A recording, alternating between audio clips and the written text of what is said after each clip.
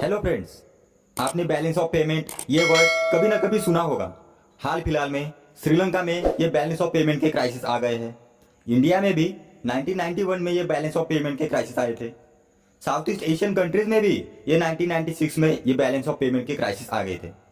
तो ये balance of payment और ये बैलेंस ऑफ पेमेंट का क्राइसिस क्या है, ये मैं इस वीडियो में कवर करने की कोशिश करूंगा। तो चलिए देखते हैं। तो बैलेंस ऑफ पेमेंट का मतलब it is a systematic record of all economic transactions made between the residents and non residents of the country. मतलब जो इंडिया में रहने वाले लोग हैं और जो फॉरेनर है, मतलब बाहर के देश में रहने वाले जो लोग हैं, उनके बीच में जो कुछ भी इकोनॉमिक ट्रांजैक्शन होता है उसका रिकॉर्ड मतलब बैलेंस ऑफ पेमेंट होता है। फॉर एग्जाम्पल लीजिए, एक पर्सन है जो इंडिया में रहता है, वो फॉरेन की कुछ चीजें परचेस करता है, एंड बी पर्सन है जो फॉरेनर है, वो इंडिया की कुछ चीजें परचेस करता है, खरीदी करता है। तो इसका जो कुछ भी रिकॉर्ड बनाया जाता है आरबीआई के द्वारा, इसे ही बैलेंस ऑफ पेमेंट बोलते हैं। ये पॉजिटिव भी हो सकता है, ये नेगेटिव भी हो सकता है, या फिर ये न्यूट्रल भी हो सकता है। एंड ये जो इकोनॉमिक ट्रांजैक्शंस होते हैं, इनको दो कैटेगरीज में डिवाइड किया जाता है, दो अकाउंट्स में डिवाइड किया जाता है। पहला अकाउंट है करंट अकाउंट और दूसरा अकाउंट है कैपिटल अकाउंट। अब इस करंट अकाउंट में कौन कौन सी चीजें आती है? तो जो between the different countries goods and services का जो ट्रेड होता है वो करंट अकाउंट में आता है। इंडियंस को बाहर की कंट्रीज से जो कुछ भी वेजेस मिलती है वो भी करंट अकाउंट में आता है।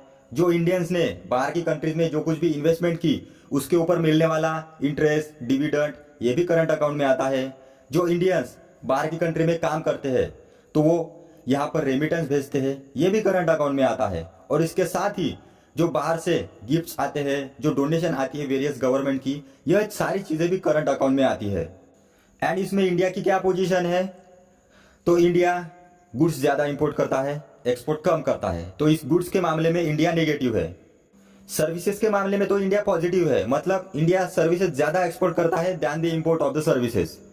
और रेमिटेंसेस, गिफ्ट, डोनेशन जो बाहर देश से आते हैं उसमें भी इंडिया का रिकॉर्ड पॉजिटिव है, मतलब इंडिया को ज्यादा रेमिटेंसेस मिलता है, गिफ्ट्स, डोनेशन मिलता है as compare to export of the remittances and gift. But जो बाहर से वेजेस आती है, जो इंटरेस्ट मिलता है, जो डिविडेंड मिलता है, उसमें हमारी पोजीशन नेगेटिव है। और ये ऐसा क्यों है?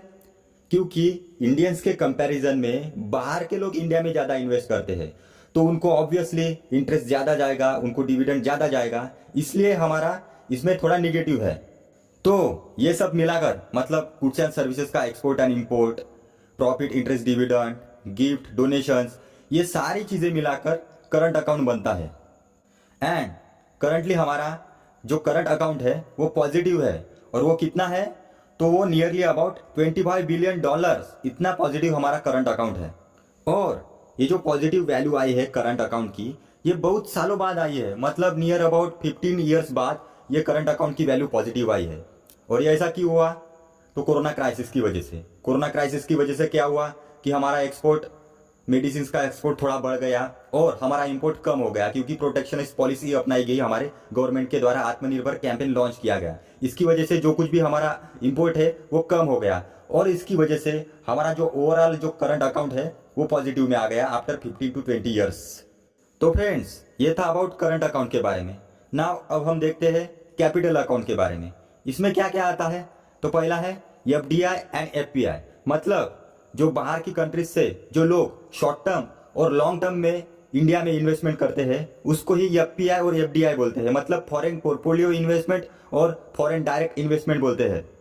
बट यहाँ पर आपको कंफ्यूजन हुआ होगा कि करंट अकाउंट में भी तो जो लोग इन्वेस्टमेंट करते हैं बाहर से उनको इंक्लूड किया जाता है। तो मैं यहाँ आपको क्लियर कर देना चाहता हूँ कि करंट अकाउंट में जो इन्वेस्टमेंट आती है उसके ऊपर जो इंटरेस्ट मिलता है, जो डिविडेंड मिलता है, वो इंक्लूड किया जाता है। एंड कैपिटल अकाउंट में क्या इंक्लूड किया जाता है? तो जो एक्चुअल इन्वेस्टमेंट आती है, जो एफपीआई, जो फॉरेन पोर्टफोलियो इन्वेस्टमेंट, जो फॉरेन डायरेक्ट इन्वेस्टमेंट हमारी कंट्री में आती है, उसको इंक्लूड किया जाता है कैपिटल अकाउंट में। अब आपको समझ गया होगा। करंट अकाउंट में एफडीआई मतलब foreign direct investment, foreign portfolio investment, इनके ऊपर जो कुछ भी इंटरेस्ट मिलता है वो काउंट किया जाता है। और कैपिटल अकाउंट में जो फॉरेन डायरेक्ट इन्वेस्टमेंट, जो फॉरेन पोर्टफोलियो इन्वेस्टमेंट आती है वो काउंट की जाती है। फॉर एग्जाम्पल लीजिए, अगर एफडीआई आई है इंडिया में 1000 रुपीज की और उसके ऊपर इंटरेस्ट है 10%, मतलब समझ लीजिए 100 रुपी, तो ये 1000 रुपीज है वो कैपिटल अकाउंट में काउंट किया जाएगा और उसके ऊपर जो इंटरेस्ट आता है 100 रुपीज उसको करंट अकाउंट में काउंट किया जाएगा। अब आपको अच्छे से समझ में आया होगा। और क्या रहता है कैपिटल अकाउंट में? तो है लोन्स, मतलब गवर्नमेंट और प्राइवेट कंपनीज जो लोन लेती है फॉरेन कंट्रीज से फॉरेन करेंसी में, ये भी कैपिटल अकाउंट में ऐड किया जाता है। और है एनआरआई डिपॉजिट्स, मतलब एनआरआई मतलब नॉन रेसिडेंट इंडियंस जो इंडिया की बैंक्स में उनका पैसा फॉरेन करेंसी में जमा करवाते हैं, वो भी कैपिटल अकाउंट में आता है। एंड इसके साथ ही आरबीआई के पास जो फॉरेक्स रिजर्व है, जो फॉरेन करेंसी का रिजर्व है, वो भी कैपिटल अकाउंट में आता है। And currently India capital account में भी सरप्लस है। इंडिया का जो नेट कैपिटल अकाउंट है वो नियर अबाउट 65 बिलियन डॉलर्स का है। मतलब हमारा कैपिटल अकाउंट का जो सरप्लस है वो करंट अकाउंट के सरप्लस से बहुत ही ज्यादा है। हमारा करंट अकाउंट का सरप्लस कितना था? Nearly about 25 billion dollars. और हमारा कैपिटल अकाउंट का सरप्लस कितना है? Nearly about 65 billion dollars. मतलब दोनों का मिला के, मतलब करंट अकाउंट का सरप्लस मिला के और कैपिटल अकाउंट का सरप्लस मिला के हमारा नियर अबाउट 19 बिलियन डॉलर्स का सरप्लस है।